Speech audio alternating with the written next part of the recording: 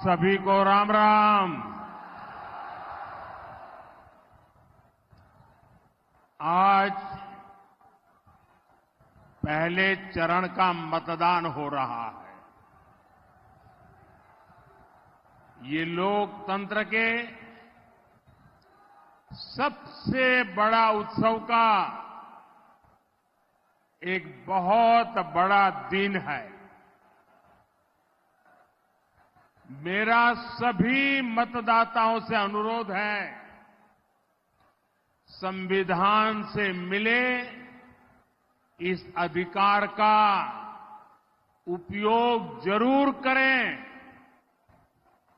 और विशेष करके मैं मेरे युवाओं से आग्रह करूंगा, जो पहली बार वोट डालने जा रहे हैं, उनसे आग्रह करूंगा कि वे ऐसा मौका जाने न दें, वो अवश्य वोट करें।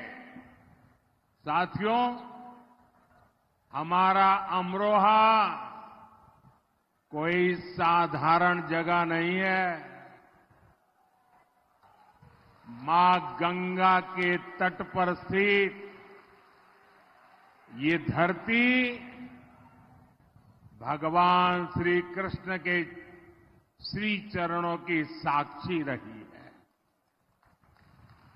ये धरती राजा गज सिंह और ठाकुर जयराम सिंह जैसे वीरों की भूमि है।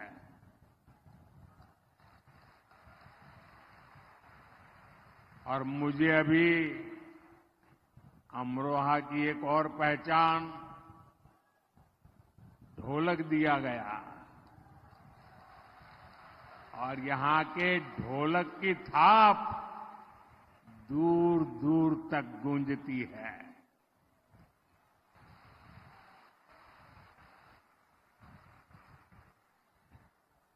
और हमारे योगी जी के प्रयासों से अमरोहा की ढोलक को भाजपा की सरकार ने जीआई टैग देकर पूरी दुनिया में पहचान दिलवाई है। और इस समय मैं जो जनसमूह देख रहा हूं, आपका ये उत्साह दिखाता है आज अमरोहा की एक ही थाप है, कमल छाप।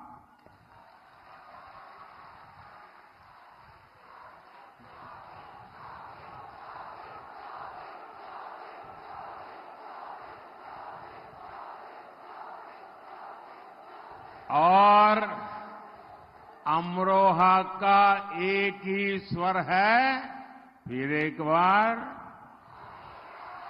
फिर एक बार, फिर एक बार। साथियों, अमरोहा केवल ढोलक ही नहीं, देश का डंका भी बजाता है।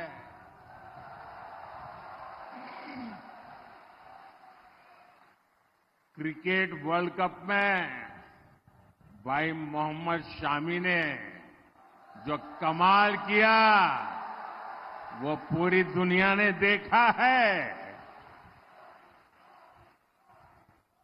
खेलों में शानदार प्रदर्शन के लिए केंद्र सरकार ने भाई मोहम्मद शामी को अर्जुन अवार्ड दिया है। और योगी जी की सरकार तो 2 कदम आगे बढ़ी है और योगी जी ने यहां के युवाओं के लिए स्टेडियम भी बनवा रही है।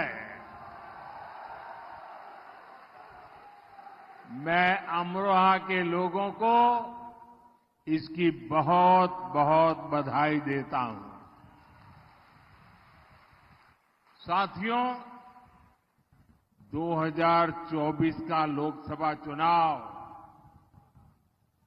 देश के भविष्य का चुनाव है।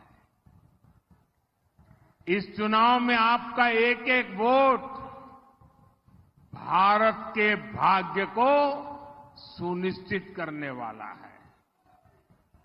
भाजपा गांव गरीब के लिए बड़े विजन और बड़े लक्ष्यों के साथ आगे बढ़ रहा है, लेकिन इंडी गठबंधन के लोगों की सारी शक्ति गांव देहात को पिछड़ा बनाए रखने में लगती है। इस मानसिकता का सबसे बड़ा नुकसान अमरोहा और पश्चिमी यूपी जैसे क्षेत्रों को उठाना पड़ा है। ये इलाका दिल्ली और एनसीआर के इतने करीब है, लेकिन दिल्ली एनसीआर का जो फायदा अमरोहा को मिलना चाहिए था, वो पहले मिला क्या? योगी जी के आने से पहले मिला क्या? दिल्ली में भाजपा सरकार बनने से पहले मिला क्या? इंडी गठबंधन वालों के दौर में यूपी की पहचान पिछड़ेपन के कारण होती थी, लेकिन आज वही यूपी देश में एक्सप्रेस वे वाले प्रदेश के तौर पर हिंदुस्तान जानने लगा।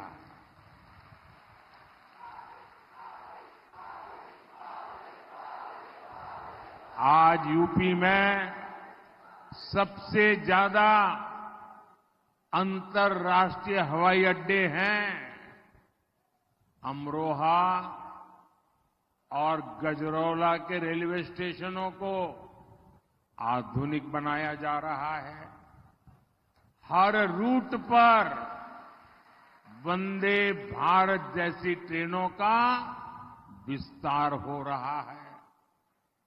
हमारे अमरोहा में यहीं पास में गंगा एक्सप्रेस वे बन रहा है। साथियों, कनेक्टिविटी के इन सारे कार्यों का लाभ अमरोहा के उद्योगों और कामगारों को हो रहा है। भाजपा सरकार देश में टेक्सटाइल इंडस्ट्री को बढ़ावा देने के लिए टेक्सटाइल पार्क बना रही है। इसका लाभ भी अमरोहा के गारमेंट उद्योग को मिलेगा और उससे से ज्यादा रोजगार पैदा होंगे। अमरोहा में हमारी सरकार प्लेज पार्क भी बना रही है, औद्योगिक पार्क बना रही है। इससे यहां अनेकों लघु उद्योगों को बहुत बड़ी मदद मिलेगी। इससे यहां का कुटीर उद्योग बढ़ेगा, इस क्षेत्र के युवाओं को रोजगार मिलेगा। भाजपा सरकार की पीएम विश्वकर्मा योजना और मुद्रा योजना का लाभ भी यहां के साथियों को हो रहा है। और साथियों, मोदी सरकार के पिछले 10 वर्षों में जो हुआ है, वो तो अभी केवल एक ट्रेलर है, ट्रेलर।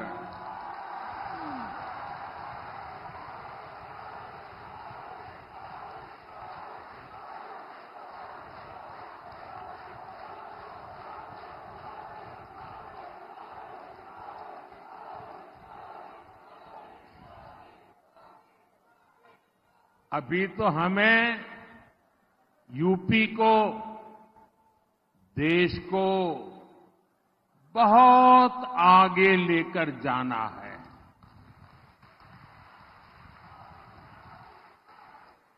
साथियों, हमारे देश में पहले की सरकारें सामाजिक न्याय के नाम पर एससी, एसटी, ओबीसी को सिर्फ धोखा ही देती रही।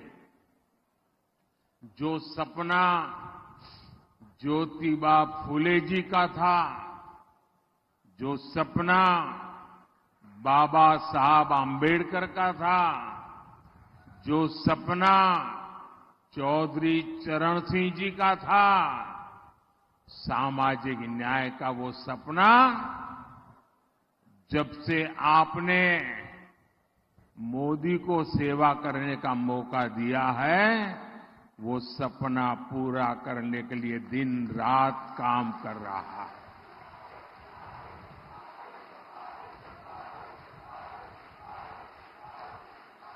जब मोदी 3 तलाक के खिलाफ कानून बनाकर अपनी मुस्लिम बहनों को बचाता है, तो ये सामाजिक न्याय में मदद करता है। जब मोदी घर घर जल पहुंचाता है, गैस और बिजली पहुंचाता है, तो महिलाओं की जिंदगी आसान होती है, सामाजिक न्याय पक्का होता है। हमारे यहां गरीबों की, एससी, एसटी, ओबीसी समुदाय की कितनी ही पीढ़ियां बिजली, पानी, रहने के लिए घर, इसके बिना ही गुजार गई। ये गरीब का बेटा है मोदी, और इसलिए मोदी आपको इस मुश्किल से निकालने के लिए दिन रात मेहनत कर रहा है, खुद को खपा रहा है।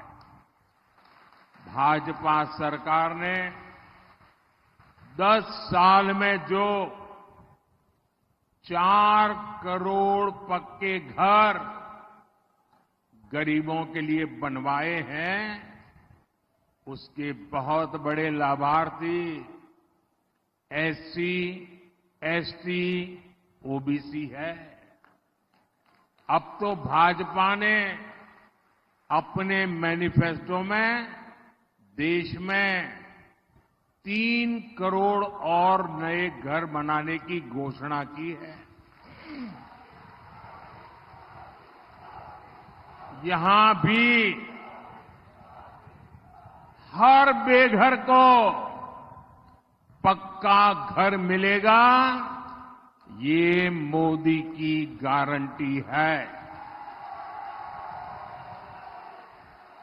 अच्छा, आप सब मेरा एक काम करोगे? जरा हाथ ऊपर करके सब बताएं, मेरा काम करोगे? करोगे?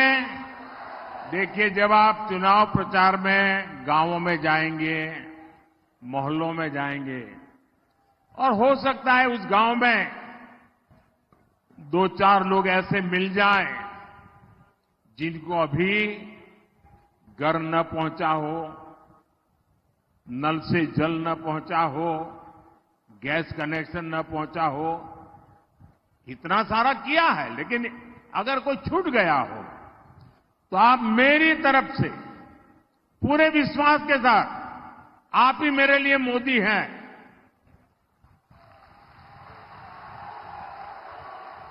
पूरे विश्वास के साथ उनको कह देना, जैसे गांव में और लोगों को घर मिला है, नल से जल मिला है, गैस का कनेक्शन मिला है, तीसरी बार मोदी आने के बाद जो बाकी काम रह गए ना, वो भी पूरे हो जाएंगे, आपको अपना हक मिल जाएगा।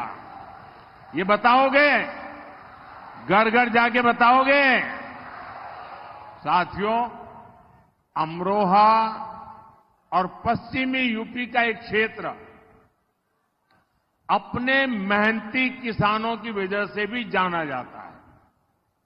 कांग्रेस, सपा, बसपा सरकारों में यहां किसान की समस्याओं को न सुना जाता था, न देखा जाता था, न कोई परवाह की जाती थी। लेकिन भाजपा सरकार किसानों की समस्याओं को कम करने के लिए दिन रात काम कर रही है।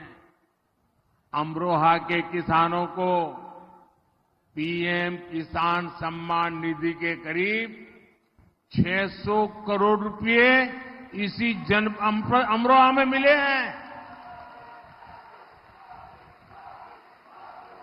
अब आप जरा यूरिया की बात सुन लीजिए।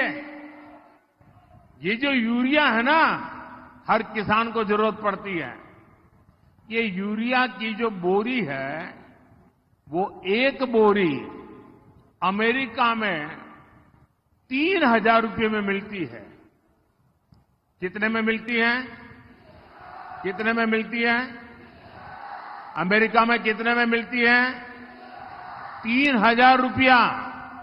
और भारत में हमारे यहां हम किसानों को 300 रुपये से भी कम कीमत में वही यूरिया की बोरी देते हैं।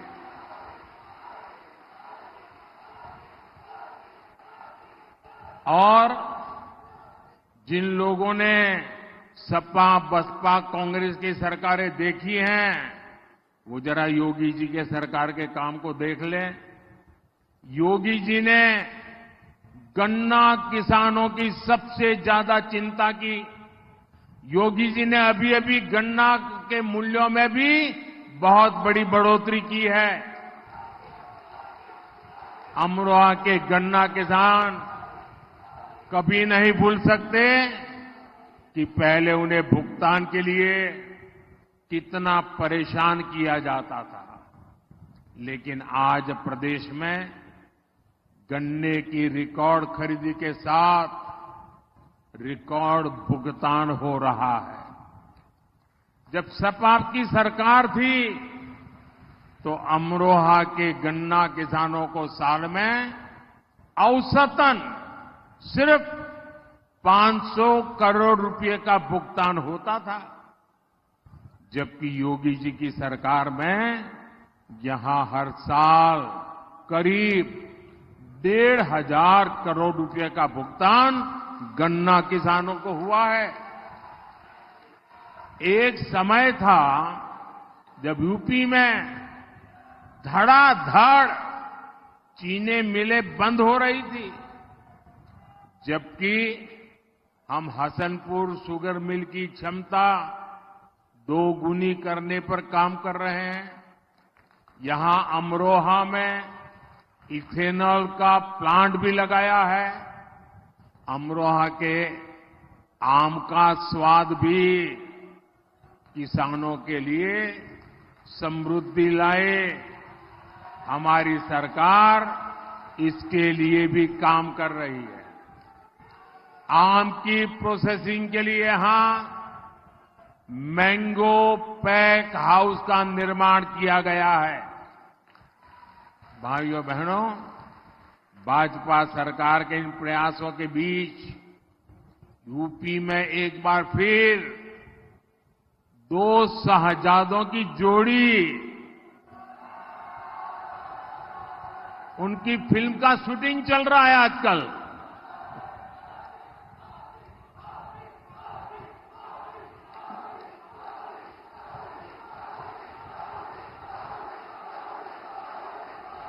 और ये 2 शहजादों की फिल्म का पहले ही रिजेक्शन हो चुका है।